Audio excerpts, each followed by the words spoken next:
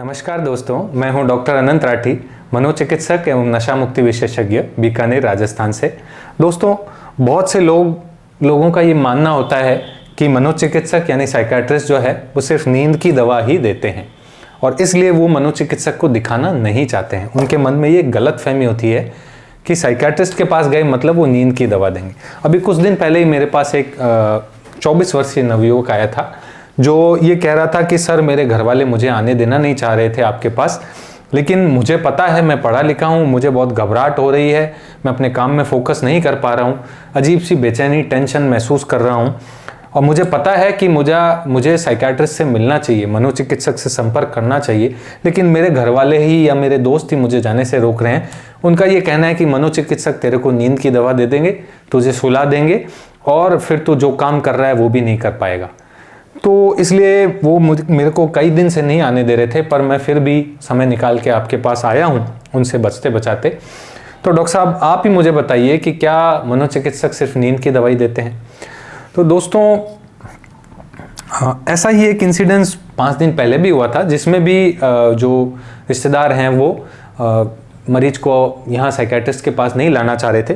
मैंने उनसे पूछा कि क्यों नहीं आप दिखाना चाह रहे थे, तो उन्होंने कहा कि साहब, हमारे पड़ोस में भी एक मानसिक रोगी है जिसे किसी मनोचिकित्सक को दिखाया था, उनकी दवाई के बाद वो तो 24 घंटे सोता ही रहता है, उठता ही नहीं है।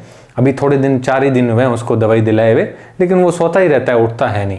तो हमें लगा कि ये तो सिर्फ सुलाने की दवाई देते हैं, इसलिए हम आपके मनोचिकित्सक के पास लाना नहीं चाह रहे थे।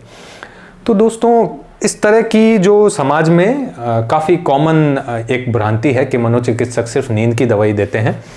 दोस्तों, जो मानसिक रोग में इलाज के अंदर प्रयोग में आने वाली दवाइयां हैं वो 4 मुख्य तरह की दवाइयां हैं। एक तो हैं एंटी साइकोटिक।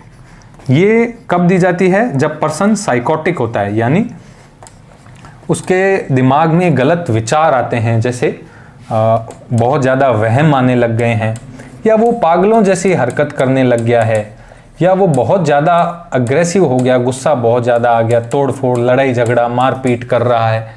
तो ऐसी कंडीशन में उसको शांत करने के लिए एंटीसाइकोटिक्स दी जाती है। तो दूसरी जो होती है वो है मूड स्टेबलाइजर्स, जो मूड को स्टेबल रखती है, यानी उसके मन को स्थिर रखती है। ये कब दी जाती है? जब उसका मन या तो बहुत तेज़ी में चल रहा हो, बहुत ज़्यादा बोलता है, बड़ी बड़ी बातें करता है,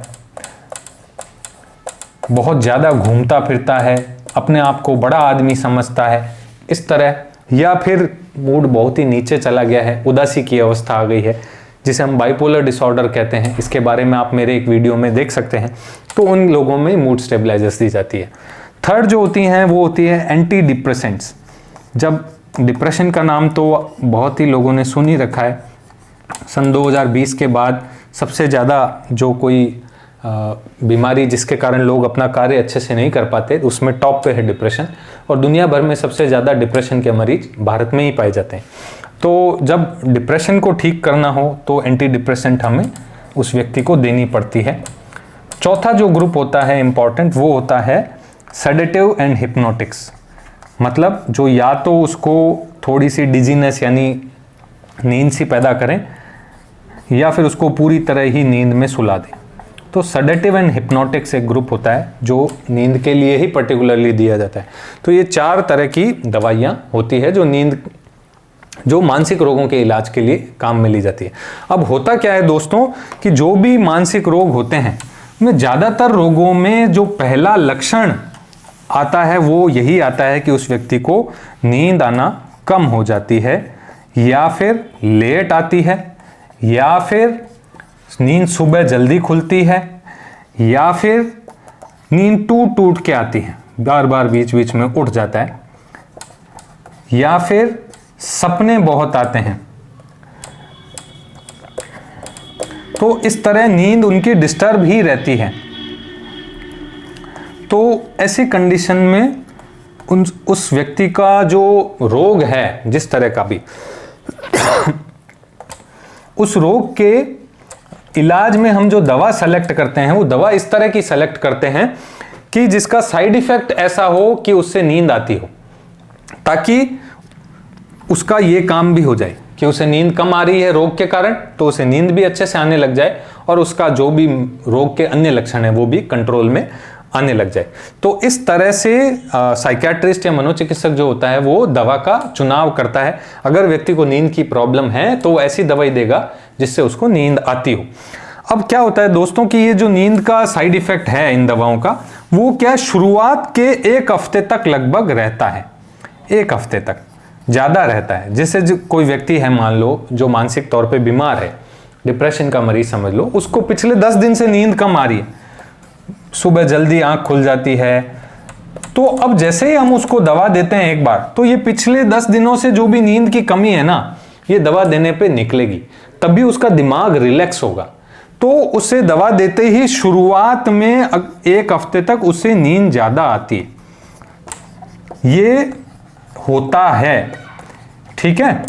इसमें ज्यादा घबराने की बात नहीं है, क्योंकि ये पिछली जो नींद बाकी है ये वही नींद निकल रही है, और जब ये निकल जाएगी तभी दिमाग रिलैक्स होकर के वापस रीसेट होएगा। तो इस नींद से हमें घबराने की बिल्कुल भी जरूरत नहीं है। ये साइड इफेक्ट जिससे कि नींद ज्यादा आना, ये 1 हफ्ते के अंदर अंदर अपने आप चला जाता है। फिर भी अगर किसी व्यक्ति को नींद अत्यधिक आ रही है इस मनोरोग प्रतिरोधी दवाओं से, तो अपनी मर्जी से इन दवाओं को कम या बंद नहीं करें, बल्कि अपने मनोचिकित्सक के पास वापस जाकर के मिल लें कि सर इस व्यक्ति को नींद ज्यादा आ रही है, यह उठ नहीं पा रहा है, ये अपना काम नहीं कर पा रहा है, इसको परेशानी हो रही है। तो मनोचिकित्सक अपने आप उसकी दवाओं को कम ज्यादा कर देगा या फिर कुछ ऐसी दवाइयां दे देगा जिनका साइड इफेक्ट नींद आना नहीं है। आजकल बाजार में ऐसी भी दवाइयां उपलब्ध है, चाहे वो एंटी डिप्रेसेंट्स हो, चाहे एंटी साइकोटिक हो, चाहे मूड स्टेबलाइजर्स हो, इन सब में बिना नींद का साइड इफेक्ट हुए भी नए मॉलिक्यूल्स, नई दवाइयां बाजार में उपलब्ध हैं। तो वो इन दवाइयों को आपके मरीज को दे देगा, जिससे आपका काम प्रभावित नहीं होगा। आशा करता हूं दोस्तों आपको मेरे द्वारा दी गई जानकारी अच्छी लगी होगी। आप मेरे वीडियो को ज़्यादा से ज़्यादा शेयर कीजिएगा और मेरे चैनल को सब्सक्राइब कीजिएगा, ताकि नया वीडियो आते ही सबसे पहले आपके पास नोटिफिकेशन आए। धन्यवाद।